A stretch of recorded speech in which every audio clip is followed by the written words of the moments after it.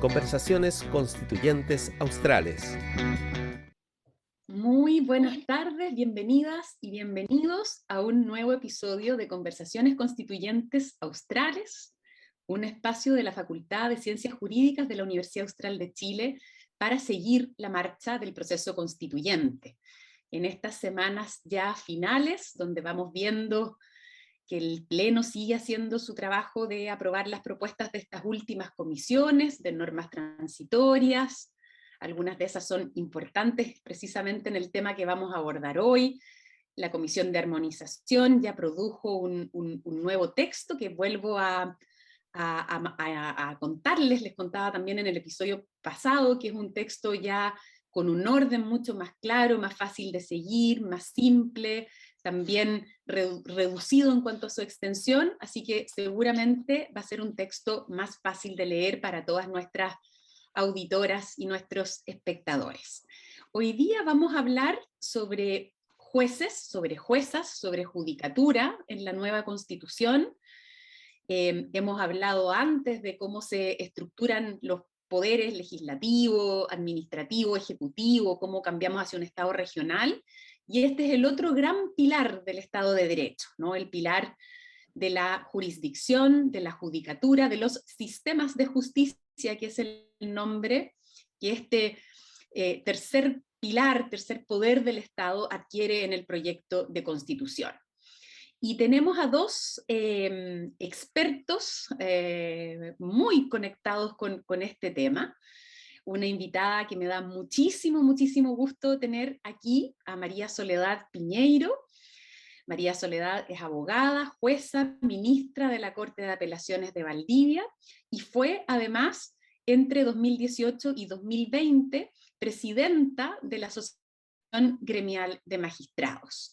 Entonces conoce, digamos, por experiencia propia y en un cargo también de liderazgo en la judicatura, las preocupaciones, los intereses, las perspectivas de las juezas y jueces.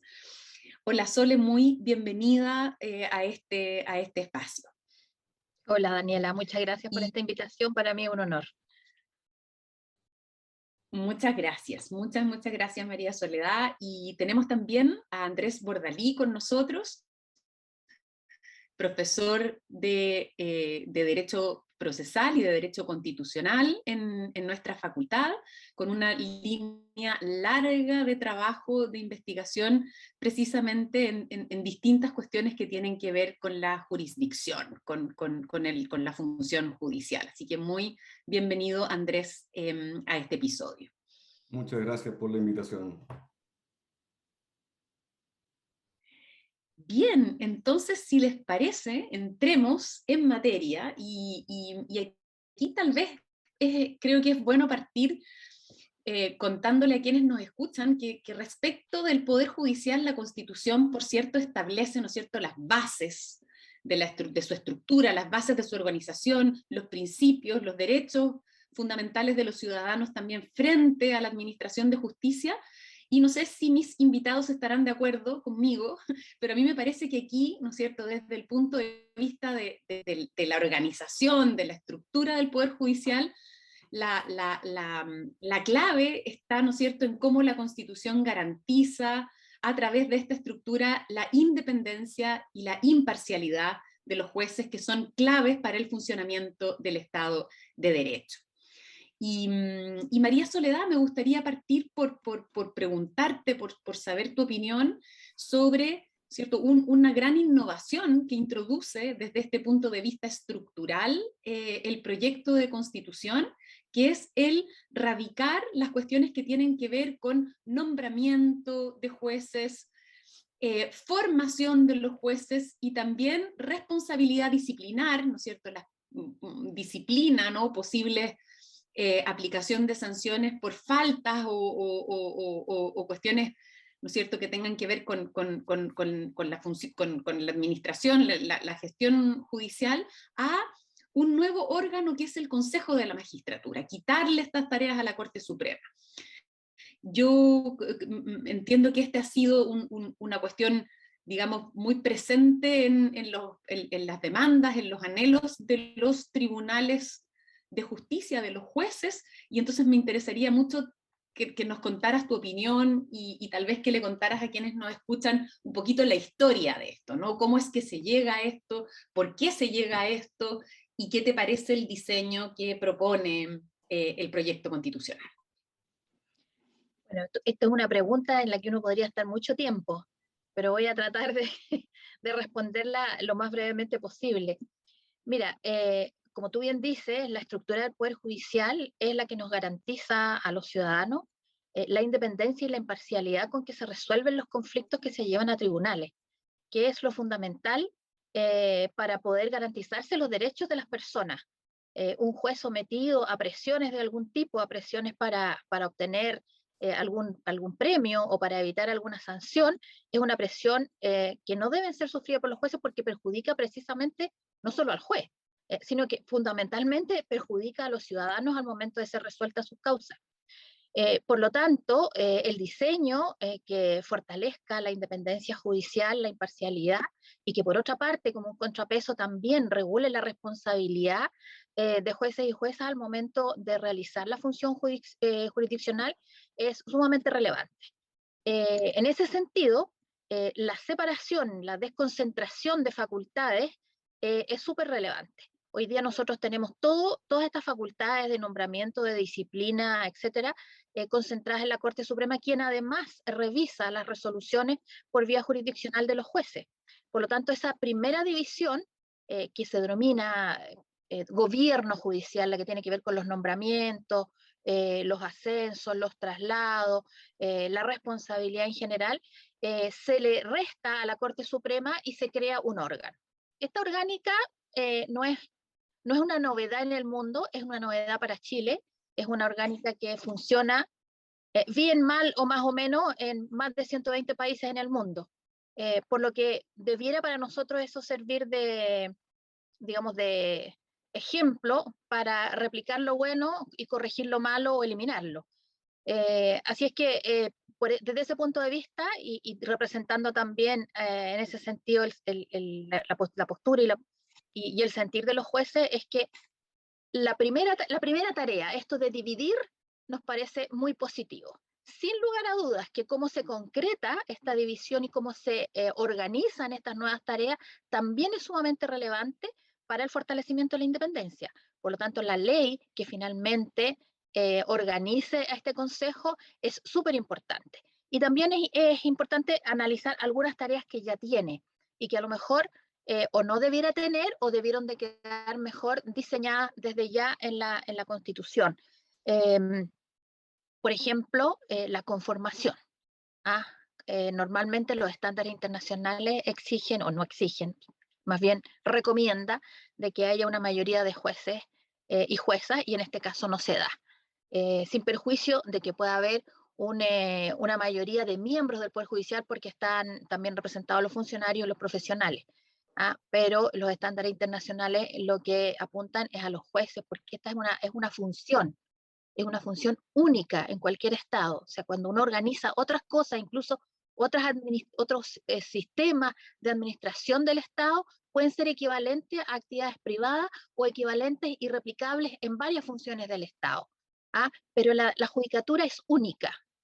Es única. Entonces, solamente los que están allí conocen realmente, y no es que no quiero ser peyorativa en el sentido de dejar fuera a otras experiencias, pero sí es importante la experiencia de quienes están dentro de esta judicatura. Eso me parece que es relevante en relación a lo que quedó, por lo menos en nuestra propuesta. Lo segundo que me parece que podría ser importante en relación a la conformación de este consejo es que tampoco se apuntó a que las personas debieran de tener un acercamiento precisamente a la judicatura, ya sea por que trabajen en la judicatura y que no sean jueces o que hayan trabajado o que tengan experiencia académica en relación a la judicatura. Me parece que eso también habría sido deseable dentro de los requisitos de quienes forman parte de este sistema. No sé si dejarlo hasta acá y después ir tomando algunos otros puntos, porque la verdad es que lo del consejo es como sustancial en esta materia. Sí, genial, Soledad, que podamos tal vez detenernos aquí en esta cuestión de la composición. Andrés, no sé también cómo ves tú en términos generales esta institución y tal vez detenernos primero en la composición. Sí, es bien importante el tema de la composición del Consejo de la Judicatura, una cosa previa. Yo creo que, como sostuvo María Soledad Piñeiro, este es un deseo desde luego de las organizaciones judiciales hace mucho tiempo, de la asociación gremial de jueces, y yo diría del mundo político y académico hace mucho tiempo. Por lo tanto, hay un avance positivo en la idea de quitarle a la Corte Suprema al gobierno judicial y encargarlo a un órgano tipo Consejo de la Justicia. Por lo tanto, lo veo positivo. El problema está en que no es tan positiva la conformación, y llama la atención porque la información está disponible, ¿no? O sea, los convencionales tenían a la mano la información de que hay muchas experiencias muy malas con los consejos de la justicia, precisamente cuando el componente político es mayoritario. Y por lo tanto siempre se decía el modelo italiano y otros por ahí son los únicos modelos que han funcionado más o menos bien, en que la mayoría es clarísima de jueces. Bueno, con toda esa información a la mano, no se convencieron de este argumento y lamentablemente de los 17 miembros que tiene el Consejo de la Justicia, solo 8 son jueces. Por lo tanto, los 9 restantes van a ser otras personas que no son jueces. Y eso tiene dos problemas. Uno es que puede ser perfectamente más bien proveniente del mundo político, ¿no? Ese es el problema, porque claro, hay 5 que elige la Cámara de Diputados y Diputadas y la Cámara de las Regiones, que evidentemente va a haber un componente político ahí, eso es inevitable. Pero el problema fue con los otros 4 cargos, que son 2 funcionarios o profesionales de los tribunales de justicia, que no me cabe duda que las fuerzas políticas van a tratar de influir en esos funcionarios, porque además hoy día los jueces, por ley de partidos políticos, no pueden militar en un partido político, y la Constitución en el proyecto lo deja claro. O sea, los jueces ni antes ni ahora pueden pertenecer a partidos políticos, pero estos funcionarios sí. No hay ninguna prohibición que yo conozca expresa respecto a algún funcionario de menor rango en un tribunal. Entonces, pueden estar conectados estos funcionarios con partidos políticos, o van a ser cooptados, lo más probable, por partidos políticos, lo mismo que los integrantes de pueblos y naciones indígenas.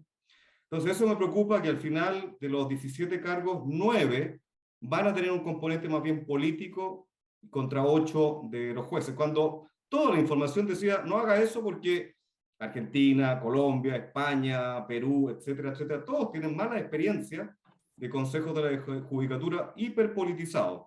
Entonces, me llama la atención que con toda esta información no se haya avanzado en un modelo más parecido al italiano, por ejemplo. Y lo otro que me llama la atención también de esta parte, de esta composición, es que yo creo que para el tipo de competencia que tiene este Consejo de la Justicia, al menos en su dirección arriba, en la cúpula, se requiere una visión de abogado para entender todas las políticas referidas a nombramiento, traslado, capacitación con la academia judicial, etcétera, etcétera. Pero el problema está en que solo van a ser abogados los jueces. Los otros podrían ser abogados, el resto de los 9, pero no hay ninguna exigencia en la propuesta de norma. Habla de profesionales. Claro, podrían ser abogados, pero podrían ser de otras profesiones. A mí me habría gustado que al menos en el nivel directivo de este órgano fueran todos abogados, porque hay que tener conocimiento jurídico, creo. Entonces, para no aburrir mucho con esta primera parte, pero no quedé conforme con la composición del órgano. Sí, tal vez también para aclararle a quienes nos escuchan, ¿no? ¿Por qué es un riesgo la politización? Y ustedes me agregan también acá si les parece que dejo fuera algo. Es importante pensar que también el Poder Judicial controla el poder, ¿no? O sea, el Poder Judicial también resuelve los reclamos que los ciudadanos tengan respecto a actuaciones del Estado. Entonces, como decían María Soledad y Andrés, ¿no es cierto?, se trata de garantizar la independencia. Por un lado, de fortalecer la independencia de los tribunales entre sí, porque antes la Corte Suprema tenía este poder muy fuerte, pero ahora también mantener la independencia respecto de los otros poderes, ¿no? Y yo aprovecho de hacer una pregunta, porque no se habla mucho, o sea, la politización siempre se ve por el lado, ¿cierto?, de los nombramientos de fuera del Poder Judicial, pero a mí también digamos, me hace pensar o me pregunto cómo será ese proceso de elección por parte de los jueces, ¿no? O sea, si no hay también ahí, como en el fondo, ¿quiénes se van a candidatear? ¿Por qué se van a candidatear? ¿Cuál va a ser cómo funciona? No sé si en esto hay también experiencias de otros países, o si podríamos abrirnos aquí a fórmulas como el sorteo, por ejemplo, ¿no? Elecciones que no sean necesariamente por votación, por así decirlo, ¿no? Entonces, no sé si ahí ustedes ven también cómo se introduce esta lógica de la elección entre pares, si eso también genera algún ruido o algún riesgo. No sé, Andrés, ¿tú cómo lo ves esa parte, por ejemplo? No, yo creo que la política en algún sentido va a estar presente en cualquier organismo público, eso es inevitable, ¿no? Pero la gracia que tiene la composición mayoritaria de jueces, ya lo decía, una cuestión formal, de no militancia en partido, de no estar conectados con la política, eso es la cuestión formal. Pero además yo creo que en el caso chileno yo diría, una especie de cultura judicial en algún sentido bastante apolítica, contingente, digo yo, ¿no? Y entonces está muy fuerte eso, creo, en la cultura de los jueces chilenos, y por lo tanto creo que es bueno por eso digo que es bueno que hubiese mayoría de jueces.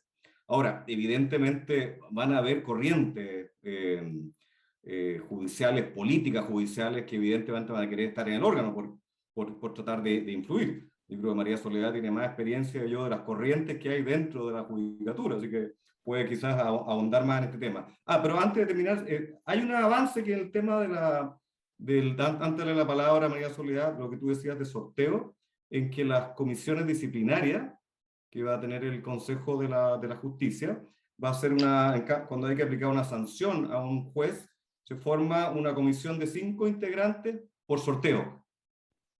Lo dice ahí el proyecto. Entonces ahí claro, a lo mejor te tocan 5 jueces en esa comisión, o quizás 3 jueces o componentes tocados, más otros 2. Entonces hay un avance ahí con la idea de que va a haber poca manipulación al menos en la cuestión disciplinaria, que creo que es una cosa buena. Bueno, yo creo que lo de las elecciones por los pares me parece que es bien positivo, porque también hay ciertos liderazgos dentro representativos necesariamente de una política judicial. O sea, creo yo que nosotros nos tenemos que desprender del temor a la palabra política como ciudadanos, porque la política está presente en todas las acciones de nuestras vidas, que es bien distinto a la política partidista, pero cada uno tiene un proyecto de cómo quiere que las cosas funcionen. Y cuando uno tiene un proyecto de cómo quiere que las cosas funcionen, es una posición política. Entonces, efectivamente, pueden surgir ideas, y sobre todo frente a un órgano nuevo que se va a organizar y que va a tener que tomar decisiones de cómo organizar una serie de tareas súper relevantes. Entonces, a mí me parece que es positivo la elección entre pares. Me parece que es interesante que se transparenten precisamente esos proyectos de cómo queremos que se organice, que sean lo más justos posible y que representen precisamente todos nuestros temores y todas nuestras proyecciones de cómo queremos que funcione. Por lo menos, lo que yo he visto, y en eso coincido con Andrés, es que los jueces, lo que yo estoy, digamos, desde mi lugar, sobre todo cuando fui presidenta de la asociación, es que los jueces tratan de ser lo más imparciales posibles precisamente cuando se toman estas decisiones, como una cultura judicial, como dice Andrés. Entonces, si yo creo que los proyectos van en ese sentido, que eso va respaldado por el deseo de ser lo más imparciales posible, entonces yo creo que puede haber buenas candidaturas para efectos de poder ocupar estos cargos. A mí me parece súper positiva esta elección. Tan de acuerdo con el sorteo de la comisión de disciplina, que ya la palabra a mí no me gusta, no estoy porque pensé en el punto, en el extremo contrario al que dijo Andrés, te pueden tocar puros jueces, o te puede tocar ninguno.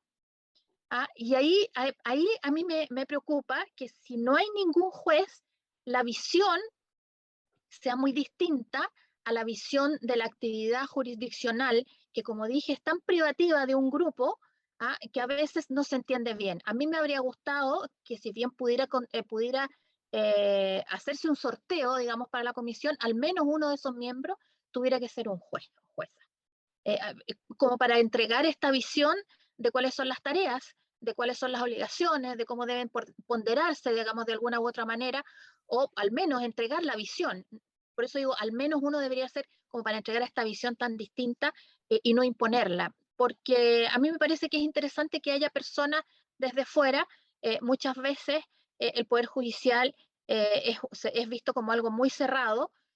La Constitución hoy día habla de la justicia abierta habla de participación, y entonces esta composición del Consejo pudiera estar de acuerdo a esto de la justicia abierta, pero como bien dijo Andrés, y de alguna manera también lo insinué yo al principio, lo ideal habría sido que esto fuera mayoritariamente por jueces, precisamente porque es una actividad, una función tan extraordinariamente limitada a un grupo de personas, y es tan especial y tan específica. Eso quisiera. Quiero, ya que te metiste en el tema de esta comisión de disciplina, tocar el tema de la disciplina, que yo ya lo he dicho en otras ocasiones. A los jueces no se les debe disciplinar, porque disciplinar significa ustedes deben de comportarse de esta manera. Yo les entrego el formato y usted lo cumple, pero sí deben ser responsables. Entonces, porque eso lo que hace es reforzar de alguna manera la independencia, la imparcialidad, pero con ciertos límites. Usted no puede hacer tal cosa, que es distinto a la disciplina, que es usted debe hacer tal cosa. ¿Ya? Me parece que el lenguaje, a propósito de las discusiones que hay en otras áreas sobre el uso del lenguaje, me parece que debió haberse utilizado la palabra responsabilidad y no disciplina. Y en ese sentido tampoco la Constitución se hace cargo de la necesidad de que haya tipificación de conductas, de procedimientos, de tribunales, que yo espero que la ley lo supere, porque también es una sentida aspiración de los jueces, en donde es tan arbitraria la situación que vivimos hoy día, que yo la resumo siempre en: a veces no se sanciona a quien se debe sancionar, o se sanciona a quien no se debe sancionar, porque es tan amplia y arbitraria la situación a la que nos enfrentamos que llegamos a esos dos extremos. Un mínimo alcance, si me permite, Daniela, es que hay un problema acá en general a nivel de derecho comparado.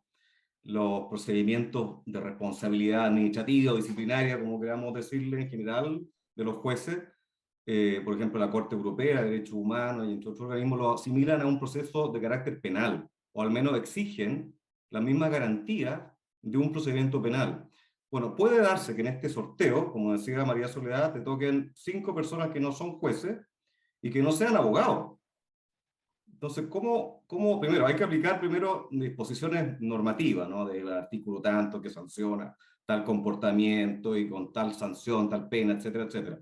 Entonces, es preocupante que pueda tocarte, por ejemplo, una sala disciplinaria o de control administrativo acá de la conducta de los jueces, por ejemplo, por profesiones de otro tipo, y en que tienen que aplicarse garantías de un debido proceso penal, como se exige en la mayoría de las jurisdicciones de derecho comparado. Entonces ahí por eso yo decía al comienzo, me gusta esta idea del sorteo, pero ojalá fueran todos los miembros que están ahí abogados. Yo creo que habría sido deseable que hubieran abogados en este órgano, porque son cuestiones jurídicas, no es cuestión de equidad ni comportamiento social, sino que hay que, y eso es un problema que tenemos hoy día todavía, hay que juridificar más todo esto, en el sentido de hacerlo cada vez más objetivo y más juridificado. Entonces ahí puede darse un problema que te toque una sala de este Consejo de la Justicia en que no sean abogados y van a tener que aplicar un procedimiento disciplinario en que debería regirse más o menos por principios de carácter procesal penal. Hay un problema ahí. Así es.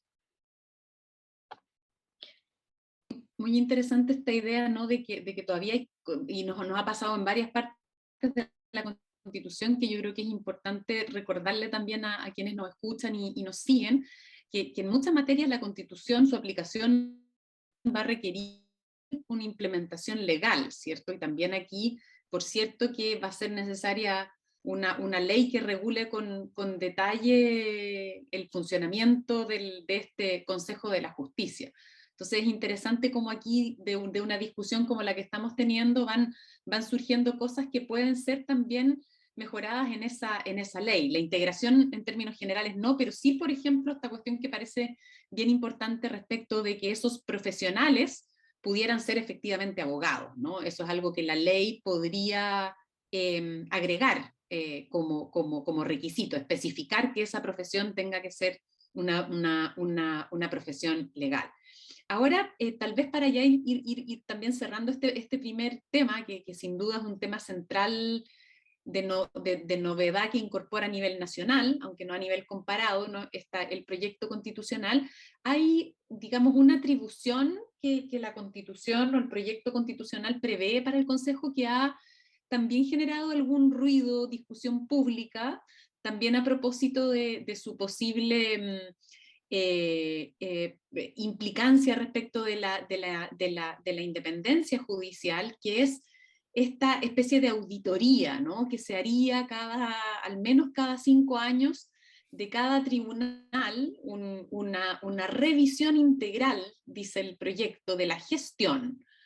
En el proceso de discusión de esta norma se agregó la precisión de que en ningún caso esta revisión comprendería las resoluciones judiciales, o sea, las sentencias y las decisiones judiciales de los jueces. Pero de todas maneras, ¿no?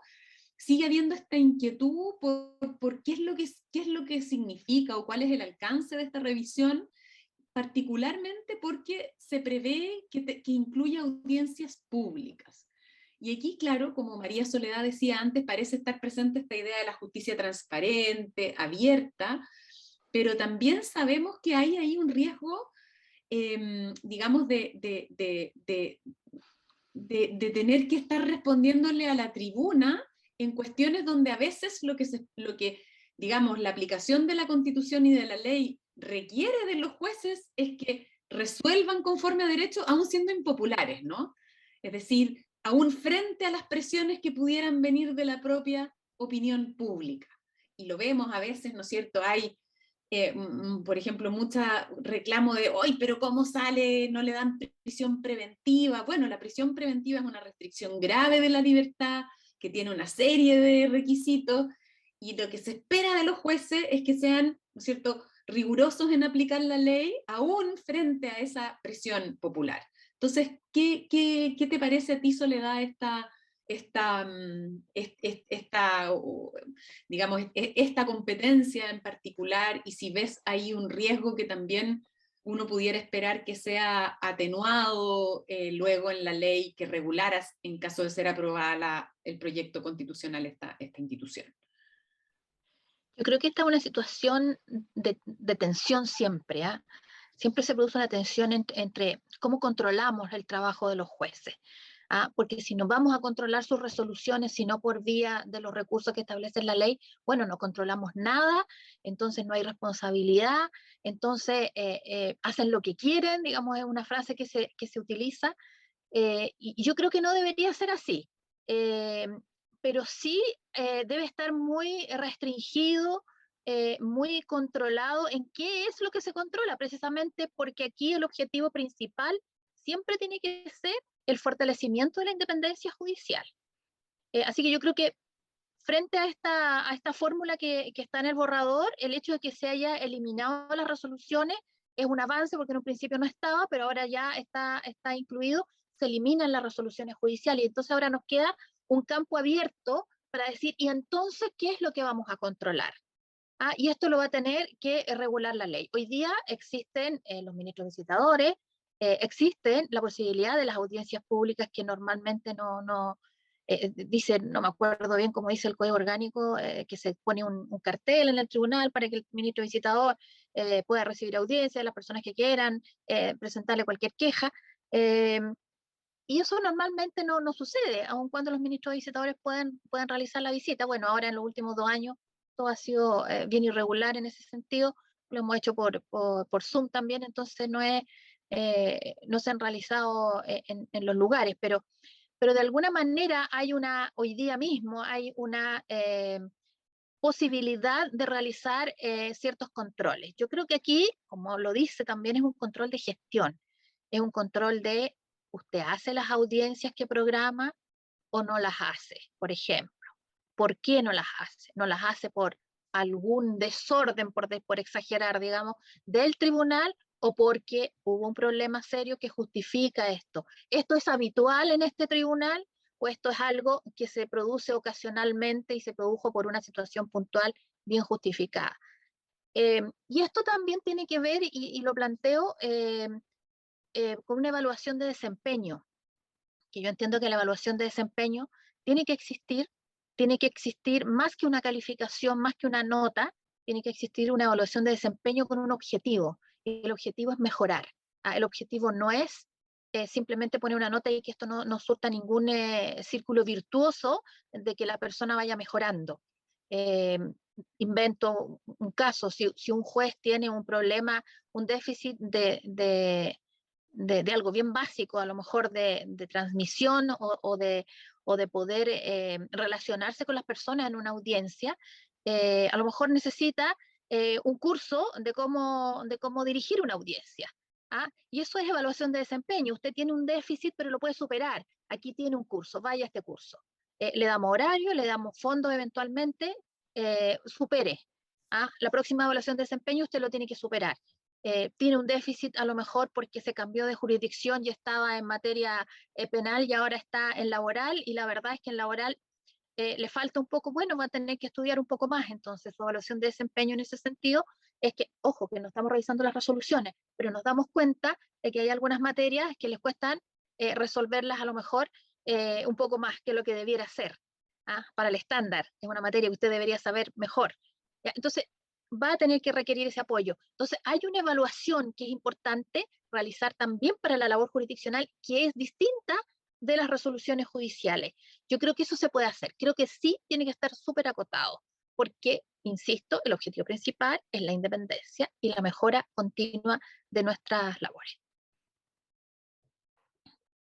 Sí, yo estoy completamente de acuerdo con lo que señala María Soledad. Yo creo que hizo mucho ruido esta disposición al comienzo, cuando fue planteada por la comisión, porque claro, se incluía las sentencias judiciales.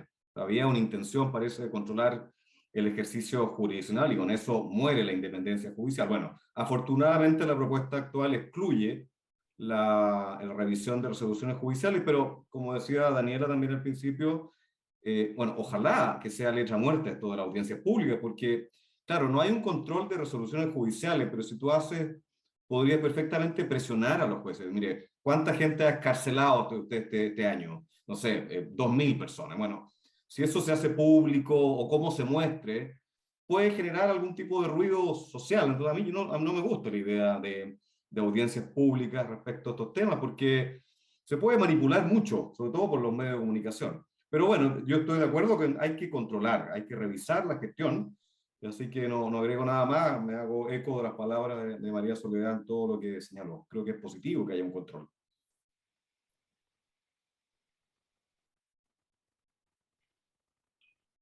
¿Y qué les parece en este sentido? Porque decíamos, pareciera entonces que hay un campo posible, legítimo, ¿no? Y que ese campo, sin embargo, parece tener que ver justamente con estas cuestiones de gestión y no propiamente de ejercicio de la jurisdicción a través de la decisión, ¿no? Pero hay una norma en el proyecto que sí apunta como a las decisiones judiciales, con un ánimo, me parece, también aquí de hacer valer este principio de transparencia, de apertura, de participación en algún sentido también de la ciudadanía en la justicia, al requerir que el lenguaje que utilizan las sentencias sea claro e inclusivo. Yo sé, y tal vez María Soledad nos puede también contar un poco más, que esta ha sido una materia en que el Poder Judicial ha trabajado ya, en que se ha trabajado ya, pero ¿qué te parece a ti que esto quede a nivel constitucional, y si habrá alguna esperanza, ¿no? de pensar en sentencias que puedan ser leídas por los ciudadanos? Porque muchas veces nos cuesta a nosotros, o nos cuesta que nuestros estudiantes las lean. ¿Podemos tener la esperanza de que un ciudadano llegue a poder entender, digamos, el lenguaje de una sentencia? ¿Cómo ves tú ese desafío? Yo creo que es un gran desafío, ¿ah? Si nosotros como jueces somos o cumplimos un rol de garante de derechos fundamentales, por ejemplo, las personas a quienes nos dirigimos deberían de entender por qué ese derecho no se protegió en su oportunidad o al contrario, por qué y bajo qué fundamento está protegido y cuáles son los efectos de esa protección, qué es lo que puede hacer más allá. Sin embargo, el derecho con los años se ha ido especificando y tecnificando tanto que a veces cuesta que las personas entiendan, por más que uno intente utilizar un lenguaje claro. Yo creo que uno tiene que aprender lo del lenguaje claro. No creo que la petición, o más bien en este momento ya conforme al borrador, el deber de utilizar un lenguaje claro, interfiera en la decisión propiamente tal. ¿Ah? No interfiere en la decisión, sino que interfiere en cómo lo explico. Y algunos ejemplos que han circulado en las redes, incluso de fallos en que intervienen niños, me parece que son súper bonitos de cómo se puede hacer. Hay una parte del fallo en que es súper jurídico, que es entendible a nivel de los profesionales y súper técnico, y luego viene una parte de ese mismo fallo en donde se le explica al niño o a la niña qué es lo que va a pasar y qué es lo que resolvió el juez en términos bastante básicos para la comprensión de una persona, digamos, que tiene poca edad. Entonces, yo creo que sí es un desafío que a veces tanto tecnicismo incluso atenta en contra de las propias decisiones de un tribunal, porque como no son comprendidos los motivos, entonces la crítica va respecto no a la comprensión de la resolución, sino que a una aspiración frustrada. ¿Ah? En circunstancias que a lo mejor una buena explicación de lo que ha sucedido a la persona, a pesar de que se ha frustrado su pretensión, pudiera llegar a entenderla, entonces esa persona finalmente va a quedar más conforme de esa pérdida, por así decirlo, si lo entiende. ¿Ah? Entonces yo creo que sí es un desafío, creo que no atenta contra la decisión propiamente tal, eh, y bueno, y nos vamos a tener que, de alguna manera, cumplir con este mandato constitucional de aprobarse esta constitución.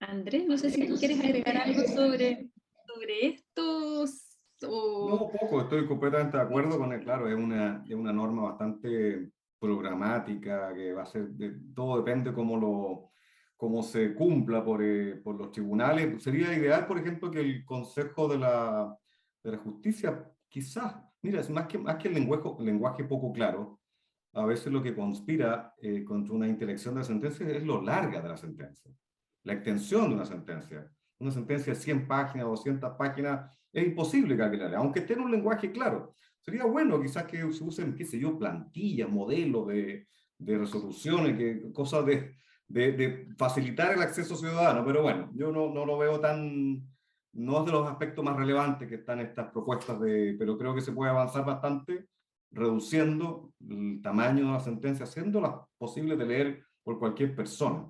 Para Solamente eso. las plantillas han sido una de las críticas que el Poder Judicial tuvo hace ya bastantes años y que se abandonaron a propósito, se abandonaron mayoritariamente, digamos, porque en algunos casos sí quedan plantillas eh, a propósito de las reformas, ¿no?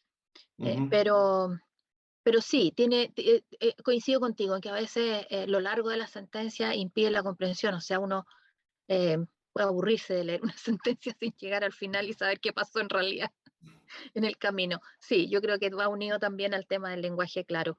Eh, bueno, iremos avanzando en eso. A ver, tal vez para volver un poco a estas reformas como orgánicas, estructurales, quisiera saber si hay algo que les parezca interesante comentar, porque hay otros cambios, ¿no? Hay cambios en la edad de cesación de funciones. Aquí también hubo algunas propuestas que también en su momento generaron ruido, propuestas de comisiones, pero que no fueron aprobadas por el Pleno en el sentido de de que tuvieran una duración en los cargos, digamos, que la función judicial estuviera sujeta como a una duración, y eso generó bastante controversia. Hoy día lo que está previsto es una anticipación de la cesación de funciones, que hoy día, ¿no es cierto?, la norma vigente es a los 75, hay una cesación ahora a los 70, y una duración máxima solo para el cargo de ministro de la Corte Suprema, solo para miembro de la Corte Suprema. Otra regla estructural que se incorpora, como en todos los órganos del Estado, es la paridad para los tribunales que son colegiados. Se termina la jerarquía también, ¿no? Eso tal vez es algo que no sé si les interesaría comentar, alguna de estas cosas, si merece que nos detengamos un poquitito más. Esta idea de que aunque vamos a tener Corte Suprema, Corte de Apelaciones, ya no hay jerarquía, la función judicial es la misma. Les dejo ahí este surtido a ver si hay algo en lo que quieran detenerse. No sé, Andrés, si quieres partir tú por destacar algo en estos cambios.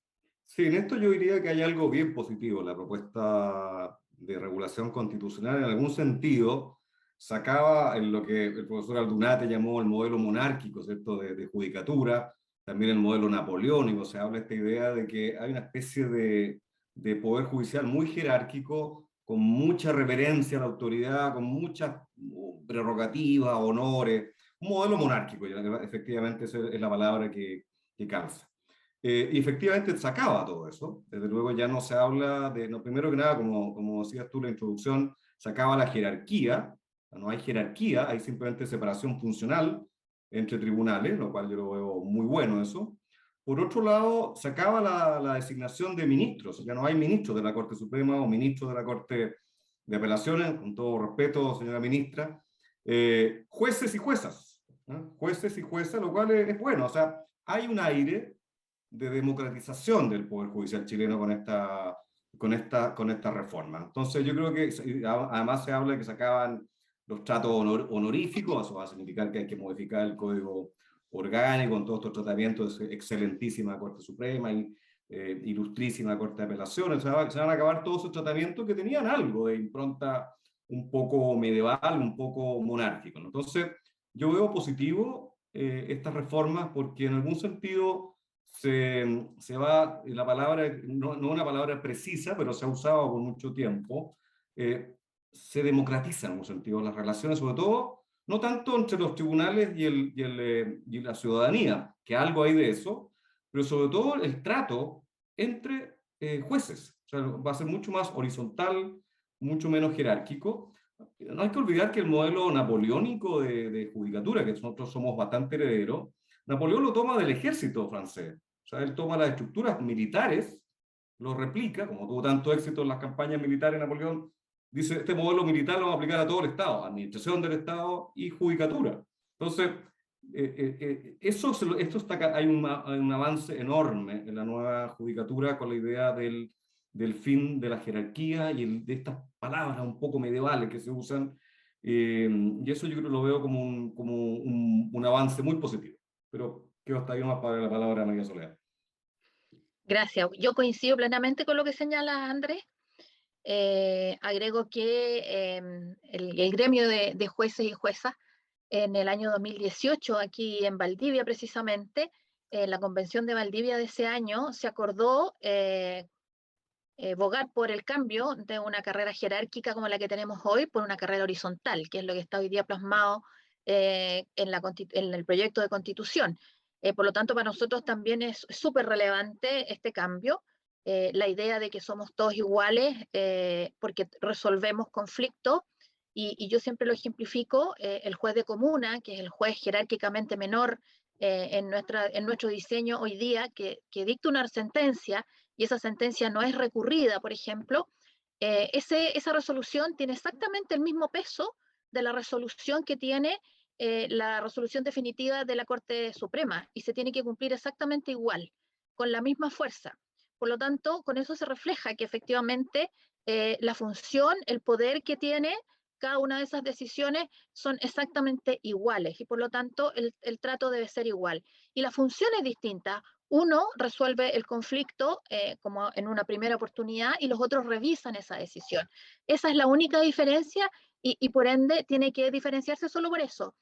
Yo más de alguna vez he dicho, Andrés, soy jueza y trabajo en la Corte de Apelaciones. Es un poco esa es la idea. O sea, yo soy juez igual que los demás, mi función es revisar la resolución de otros. No soy ni más ni menos por eso. Simplemente realizo una función distinta.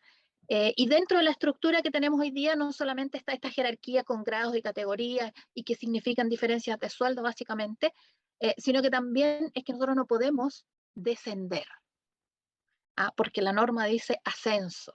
Entonces, yo no puedo, siendo hoy día ministra, no puedo volver a ser jueza de algún tribunal. Lo que con esta redacción sí podría. Así es que a nosotros nos parece también, insisto, este es un acuerdo de convención, así que para nosotros es súper relevante el que se haya acogido en este proyecto. Y sobre paridad, para no dejar el tema, obviamente que para nosotros es súper importante dentro de esta estructura. La Secretaría Técnica de Género ha hecho varios estudios muy relevantes en este tema. Dentro de la estructura que hoy día tenemos en el Poder Judicial, la proporción mujeres-hombres en primera instancia es 60-40 mujeres, 60% hombres, 40%, y sin embargo, a medida que subimos en esta jerarquía, en Cortes de Apelaciones y en Corte Suprema, se revierte tal cual. 40% mujeres, 60% de hombres, en circunstancias que son muchas más las mujeres juezas. ¿Cómo se produce esto? Es bien extraño. Estos estudios que hay en la Secretaría Técnica de Género y que están a disposición en la página respectiva dan un poco de luz sobre esto y sobre algunas fórmulas de relaciones institucionales y también que tienen que ver con lo que dijimos al principio, con esta concentración de poderes en las Cortes. Así es que para nosotros también es súper relevante y bueno, y entiendo que este principio de paridad está no solo en la conformación, sino que también luego en el enfoque que se tiene que dar a la resolución de las decisiones, un enfoque de género. Así que eso agrego nada más. Precisamente me tomo de lo último que comenta María Soledad para ir al que probablemente sea nuestro último tema, porque el tiempo vuela cuando se conversa interesante y entretenido, como ha sido el caso. Y quiero sí advertirle a nuestras auditoras, a nuestros espectadores que tal vez estén esperando que abordemos acá una cuestión que ha generado harta discusión, que es el pluralismo y esta propia noción de sistemas de justicia, donde al sistema nacional de justicia se le agrega la posibilidad de jurisdicciones indígenas, ¿no? Pero ese tema lo abordamos en un episodio anterior, en un programa anterior en que participó también Andrés, junto con el profesor Manuel Núñez. Entonces quiero remitirlos a ese programa. Les recuerdo que todos nuestros programas se encuentran en Spotify de Derecho UAT, y entonces ahí en ese programa abordamos con detenimiento este tema que es, por cierto, muy complejo, muy extenso, y donde también, solo para decir algo, seguramente la ley que implemente estas normas constitucionales va a tener que hacer muchas definiciones más precisas. Pero lo que sí me gustaría tocar como último tema es precisamente esta referencia constitucional a los enfoques o a las perspectivas, ¿no? Y el deber que impone a la jurisdicción de aplicar perspectiva de género o enfoque de género, perspectiva interseccional y perspectiva intercultural en los casos que le corresponda resolver a la jurisdicción, digamos, estatal. Y hay que recordar que la Corte Suprema en todo caso sigue siendo el vértice, ¿no? O sea, ahí confluyen los varios sistemas de justicia. Entonces, Soledad, te ofrezco primero la palabra para tal vez explicarle un poquitito a nuestras auditoras, nuestros espectadores, de qué se trata aquí, y si no hay aquí un riesgo para la imparcialidad, ¿no? Si es que ponerse un lente de género o un lente intercultural no significa ponerse del lado de esa parte, ¿no? Si no hay un riesgo ahí. Yo creo que no es ponerse del lado de nadie. Estos enfoques pueden mantener la imparcialidad de quien juzga. Lo que lo obliga es a mirar cosas que no está mirando, que es distinto. No es precisamente perder la imparcialidad, sino que es ampliar esa visión. Es una herramienta que nos permite ver cosas que a veces están ocultas y poder incorporarlas a la deliberación y poder incorporarlas como elementos relevantes al momento de la decisión. Y para eso siempre es necesario rendir pruebas. Así es que si no se rinde prueba, no va a ser posible incorporar estos elementos que nos orientan hacia un enfoque de género, interseccionalidad. Interseccionalidad significa considerar distintos parámetros o elementos que afectan a una misma persona. Como ejemplo, ser mujer, pertenecer a un pueblo originario, tener alguna discapacidad. Son 3 cosas que yo debo considerar al momento de resolver. No significa que siempre las mujeres tengan la razón, no significa que siempre las personas de pueblos indígenas tengan la razón, no significa para nada eso. Significa cuando usted resuelve algo en donde una mujer puede estar siendo o afectada por ciertas circunstancias, considérelas también, porque eso le afectan a ellas por ser mujeres, no por ser otra cosa, sino que es por ser mujeres. Lo mismo pasa, por ejemplo, con las personas que tienen algún tipo de discapacidad. Esto significa hay discriminación a propósito de estas ubicaciones que tienen dentro de la sociedad y usted tiene que entender esta discriminación. A veces, cuando uno dice la ley es pareja y es igual para todos, la verdad es que no es igual para todos. En el papel se escribe igual, pero al momento de practicarla, de ponerla en práctica, a algunas personas no les sirve esa ley. Si no se aplica de una manera en donde yo considere los elementos particulares que le afectan a esa situación o a esas personas. Entonces yo creo que sí es súper relevante que se recoja y además estos enfoques y estas realidades están recogidas en múltiples tratados internacionales sobre derechos humanos en los que Chile es parte. Por lo tanto, al incorporarlos a este proyecto constitucional, simplemente se está dando cumplimiento a esas obligaciones internacionales. Yo quería agregar algo en este punto, pero no tiene que ver tanto con el enfoque que están mandatándose a los jueces para solucionar, sino que algo respecto a que el sistema judicial, por eso se llama sistema de justicia, va a tener a tribunales de justicia que enumera la Constitución, pero también habla de las autoridades de los pueblos y naciones indígenas, es decir, las autoridades de los pueblos originarios van a poder resolver conflictos. Todos esperábamos, al menos yo esperaba, que hubiese una norma que excluyera de esta autoridad indígena resolviendo conflictos las causas penales. A mí la verdad me hace cierto ruido el que autoridades indígenas, que no son tribunales de justicia sometidos al nombramiento que tienen los jueces en Chile, que se asegura la independencia y la imparcialidad, puedan conocer causas penales. Yo habría deseado que el campo penal para todas las personas en Chile fuera ejercido por tribunales de justicia tradicionales, les voy a llamar así. Esto no significa que el enfoque del punto de vista de plurinacional o de que se hace cargo de los pueblos originarios existe. Hoy día existe, hay una norma, hay normas que regulan eso, pero siempre aplicado por tribunales de justicia estatales. Entonces, a mí la idea de que haya tribunales, o no tribunales, que no son tribunales, autoridades indígenas resolviendo causas penales, la verdad me hace ruido, y yo creo que esto perfectamente podría ser discutido el día de mañana ante la Corte Interamericana de Derechos Humanos, alegando por la imparcialidad del tribunal, o algún tipo de reclamo de alguien que podría verse perjudicado con una decisión de estas autoridades. Más allá de que, por ejemplo, la convencional Elisa Loncón habló en su minuto, que generó mucho ruido, la idea, mire, a lo mejor para el pueblo mapuche, por ejemplo, que una persona sea sancionada con una aislación social, puede ser tan grave como una pena de cárcel, decía.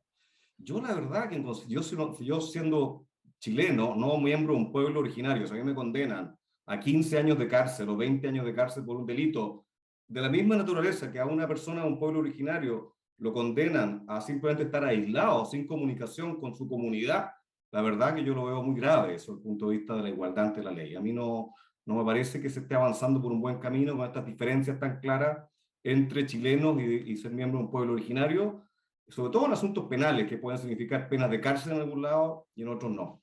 Simplemente me preocupa un poco el tema. Todo esto va a depender un poco cómo lo desarrolle la ley, obviamente, pero ojalá que se trate de moderar un poco esta regulación. Yo creo ahí que eso, perdona, cortito, yo creo que eso es un punto relevante a desarrollar en la ley, porque quedó bastante amplia la norma en el proyecto, en el borrador de la Constitución, por lo tanto, el aterrizaje, digamos, en la ley puede superar esas dificultades, y también el convenio 169, de alguna manera, también se hace cargo de la parte penal en el artículo 10, y yo creo que ahí tenemos algo de que aferrarnos, entre comillas, para efectos de superar la dificultad que tú señalas. sí, efectivamente ahí es importante también, digamos, clarificarle a quienes nos escuchan que esta previsión constitucional tiene que ser desarrollada por ley, ¿cierto? Es decir, que al día siguiente de la aprobación de la Constitución no se trata de que entre a operar este sistema, sino que tiene que haber una ley, y efectivamente pareciera deseable, ¿no es cierto? Y es hasta donde yo sé la regla general en sistemas que prevén, digamos, ejercicio jurisdiccional por autoridades tradicionales indígenas, en general la justicia penal está excluida, ¿no? Entonces ahí también hay, me parece, como una mirada como a las experiencias comparadas que también puede ser importante. Bien, tenemos tal vez un par de minutitos por si ustedes quieren hacer referencia a algún otro tópico que no hayamos mencionado, porque están, ¿no es cierto?, los derechos fundamentales que tienen que ver con el ejercicio de la jurisdicción, la garantía del acceso a la justicia, de un procedimiento justo y razonable. No vamos a tener tiempo para detenernos ahí, digamos, con detalle, pero si hay algo que tenga que ver con eso o con algún otro tema que no hayamos tocado que ustedes quieran destacar para informar a quienes nos escuchan sobre el proyecto, ya sea algo positivo o algo que también quieran criticar, creo que puede ser interesante destinar los últimos minutos antes de despedirnos a eso. María Soledad, ¿hay algo que tú quisieras Y me gustaría destacar que destacar no hayamos alcanzado a ver con detalle? un poco para anunciar nada más, porque no es mucho lo que podemos decir en los pocos minutos que nos quedan. La creación de los tribunales de ejecución de penas me parece que es súper relevante en la judicatura penal, es algo que se ansía desde hace muchos años, que estaba previsto para incorporarse en la reforma procesal penal, pero que se tuvo que limitar por una cuestión de costo, diría yo, que por ahí salió, digamos, se eliminaron los jueces de cumplimiento de pena. Y me parece súper interesante porque en él se deberían de concentrar, por ejemplo, la concesión o el control de los beneficios penitenciarios. Entre ellos debería de estar, porque esto tiene que ser también aterrizaje con ley, la concesión de la libertad condicional, que es hoy día tan criticada. Y para mi modo de ver, regulándose, entregándose esta tarea a un juez, debería de haber un procedimiento, y en un procedimiento judicial ya deberían de ser escuchados todos los intervinientes. Hoy día la libertad vigilada, el único que puede recurrir es a quien no se le concedió, que recurre de amparo básicamente, pero cuando se concede, la víctima no tiene ningún recurso para revertir esa decisión y nunca fue escuchada. Entonces me parece que es súper relevante, no solo desde el punto de vista del control del cumplimiento de la pena y de lo que involucra el cumplir privado de libertad las sanciones, sino que también de estos procedimientos que sean transparentes, objetivos y participativos. Eso me parece súper rescatable de este proyecto, y obviamente que esto tiene que tener un aterrizaje. Y agregar solo dos cositas: que se hayan incorporado las garantías procesales penales a nivel constitucional, a pesar de que están en tratados internacionales, y que se haya precisado la forma de cumplimiento de las sentencias internacionales, o las sentencias, en nuestro caso, de la Corte Interamericana, y la forma de cumplimiento de esas sentencias dentro del sistema judicial interno. A ver, en 1 o 2 minutos, un balance. Cosas muy buenas. Yo creo que la incorporación que la actual Constitución no tenía, de independencia e imparcialidad, hablar derechamente que esos son valores que informan a la judicatura chilena, que hoy día no lo tenemos, se incorpora y se habla de independencia e imparcialidad. Se mejora mucho la independencia interna de la judicatura chilena, las relaciones entre jueces, las interferencias entre jueces es algo que se mejora muchísimo con el texto constitucional, y como decía Daniela, se incorporan derechamente dos derechos que hoy día se habla de derechos implícitos, porque hay que entrar a rescatarlos, hay que entender que se quiso consagrar el derecho a la tutela judicial y el debido proceso. Hoy día están explícitamente con la propuesta consagrado, especialmente el debido proceso, y como decía María Soledad, se reconocen todas las garantías procesales penales que deben tener las personas que participan de un juicio penal, las que están en los tratados internacionales, pero aún más, se mejora todavía, creo, la propuesta de la Convención Americana. La parte mala es que yo creo que en independencia externa, yo creo que o nos mantenemos igual o empeoramos con lo que tenemos actualmente, porque primero que nada sigue habiendo un juicio político. Yo soy enemigo del juicio político a los jueces, creo que no debería estar, al menos en el derecho europeo, por ejemplo, no existe juicio político a los jueces. Yo pensaba que era la oportunidad para sacar esa institución, porque en algún sentido hay una presión política de las cámaras políticas, de la Cámara de Diputados y Diputadas en proyecto, y de la Cámara de las Regiones hacia los jueces. Se mantiene, y por lo que decía al principio del programa, de que este órgano del Consejo de la Justicia puede, ojalá que no, pero puede en algún sentido terminar siendo politizado. Entonces, ganamos lo que ganamos en independencia interna, muy bien, pero creo que nos mantenemos igual o bajamos un poco en materia de independencia externa. Eso hago como un balance resumido de lo que veo de la propuesta.